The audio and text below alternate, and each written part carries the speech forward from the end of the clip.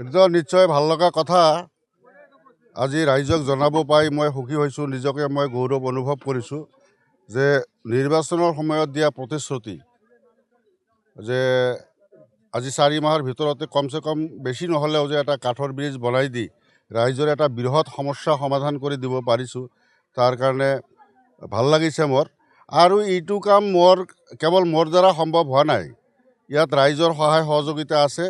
আৰু যিজন মানুহে কাম কৰিছে তেখেতো যথেষ্ট, তেখেতৰে অৰিহণা বেছি। তেখেতে যদি কামটো কৰি নিদিলেহেঁতেন, কাৰণ পইচা নোহোৱাকৈ কাম কৰাটো এটা খুব হেৰি কথা, গতিকে এইটো চবেই কৰিব নোৱাৰে। গতিকে মোৰ সাহস পাই তেওঁ কামটো কৰি দিছে।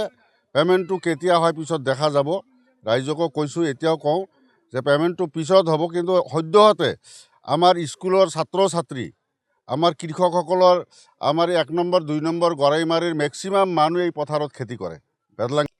আমাৰ কেইবাজনো MCLA আছিল, EM বেগম আক্তাৰা ডাঙৰীয়ানী আছিল।